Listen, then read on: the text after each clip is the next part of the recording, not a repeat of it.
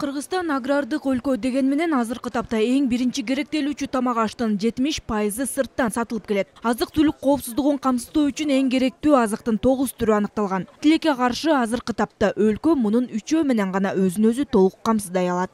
Айыл чарба министрлиги бул абалдан чыгуунун комплекстүү жолун сунуштап, ишке ашыра баштады. Бул 9 негизги тамак аштын кластерлерин түзүү. Эт, сүт, мөмө жемиш, жер жемиш, кумшекер, суумай, картошка, жумуртка жана ун кластери.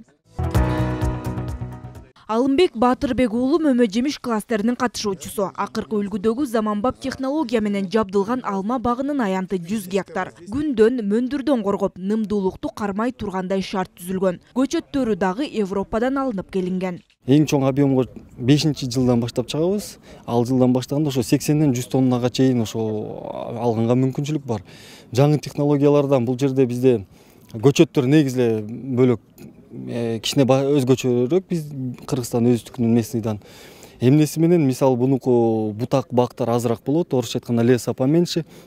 Эмнеге дегенде бул жерден максимально көбүрөөк мөмө алыш керек, анан качественный.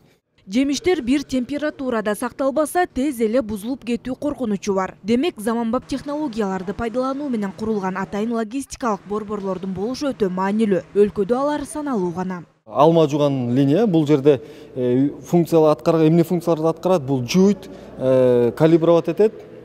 Анан кийин бул жерде фасовка кылынат. Ошол иши ии кургатат.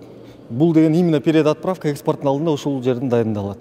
Бул жерде сакталган жемиштердин теңи кайра иштетүүгө жөнөтүлсө, жарымы экспортко багытталат. Жемиш кластеринин жетекчиси Дастан Өмүралиев жалпы 800дөн ашуун багбан менен иштешерин билдирди. 4000 тоннадан ашуун шире чыгарылып, анын 40% экспорттолот. Даяр продукция көбүнчө Казакстан, Россия, Өзбекстан жана Монголияга сатылат. Биз алма, алмурут, савиз жана вишняны переработка кылабыз жыл сайын.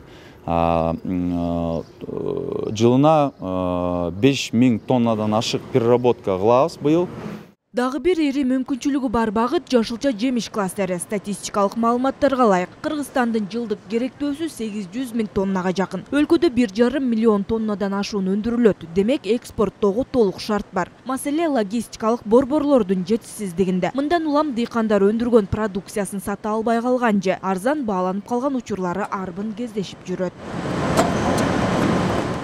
Давур Панпанза болсо сабиз эгет. Жер жемиш кластеринин агрегатору катары заводко чийки зат өткөрөт. Договариваемся с логистическим центром. Мен кластерге катышуучу катары өзүм өстүргөн сабизди келишимдик баа менен бул жерге сатам. Айдоо талаадан эле өздөрү келип алып кетишет. Эң жакшы жерим мен ишенимдүү түрдө жер иштете берем. Продукциямды кайда сатам деген маселе жаралбайт. Бул компания дыйкандардан айыл чарба продукцияларын сатып алып, аларды кайра иштетет. Андан ары Кыргызстанда өндүрүлгөн бренди менен 10 000 тоннадан ашык продукция экспортко чыгарылат. 5000 тонна биз переработка кылабыз, жемиштер кургатылат. Анан 5000 тонна биз жемиштерди экспортко чыгарабыз. Көбүнчө Россияга. Бул савиз, капуста, калемпир, картошка, пияз. Анан алма менен иштейбиз. Бизде где-то 40-50 киши иштейт. Сезон учурунда где-то 100 кишиге чейин иштейт. Бул компания болсо азыркы тапта кыямдын 7-8 түрүн, туздалган жер жемиш, салаттардын, компоттордун түрүн чыгарат. Өндүрүштүк кубаттуулугу бир күндө 20 тонна малина, 10 тонна бадыраң иштеткенге мүмкүнчүлүгү жетет. Сырьёонун жетишсиздиги жана талапка жооп бербегендигинен улам толук көлөмдө иштей алышпайт.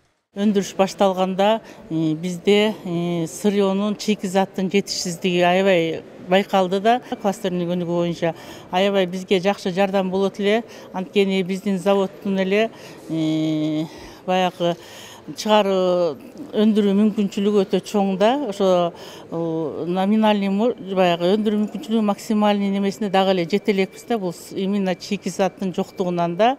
Бул кластердик бирикмелердин эки гана мисалы. Агро өнөр-жай комплексин кластерлерди өнүктүрүүгө 10 миллиард сом каралган. Жалпы бөлүнгөн 10 миллиард сомдун ичинен 9 кластерге 1 миллиард сомдон. Ал эми калган 1 миллиард сом асыл тукум малды, айыл чарба техникаларын, өнөр-жай шаймандарын лизингке алууга багытталган. 5 миллиард сом дыйкандарга жеңилдетилген насыя катары берилет. Насыянын 45% кайра иштетүүгө, 55% фермерлерди колдоого жумшалат. Жеңилдетилген насыя 3 жылдык мөөнөткө 6% менен 300 000 сомго чейин дыйкандарга күрөөсүз берилет. Кайра иштетүүгө 150 миллион сомго чейин. Жылдык жүгүртүүсү 1 миллион сомдон ашкан айыл чарба кооперативдерине 5 миллион сомго чейин насыя берилет. Каражат мамлекеттик банктар аркылуу таратылат. Калган 4 миллиард сом кластерлердин агрегаторлоруна бөлүнгөн. Айыл чарбасынын мындан аркы өнүгүү үчүн кластердик система менен гана жүргүзөрүбүздү айтып келип атабыз. Эмне үчүн? Себеби бизде майда чарбачылык менен иш алып баруу бүгүнкү күндөгү Кыргызстанда өндүрүлгөн айыл чарба продукциясынын экспорттук потенциалына чектөө коюп атат. Биз Кыргызстандан тышкаркы базардагы өзүбүз өндүргөн продукциянын конкуренттүүлүгүн жогорулата албай жатабыз. Мына ошол себептүү кластерлерди өнүктүрүп, мына ошол багытта иш алып баратабыз деп атабыз.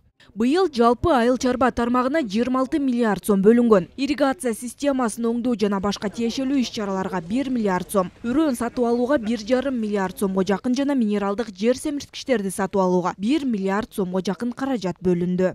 Эгерде биз айыл чарба өндүрүшүндө анын ичинде талаачылыкта жана мал чарбасында өзгөрүштөрдү алып келебиз десек, анда биринчи иретте үрөөнчүлүктү иретке коюшубуз керек экен. Биринчиси. Экинчиси көчөт каналардын баарын тең иретке келтиришибиз керек. Асыл тукум малды өндүрө турган асыл тукум чарбаларды колдошубуз керек. Аны үчүн аларга биз мамлекеттик фонддун жеринен бөлүп беришибиз керек. Антпесе катардагы дыйкандар үрөөнүн оңдой албайт. Көчөттөрүндө жакшы көчөттөрдү ала албайт, жакшы малды ала албайт.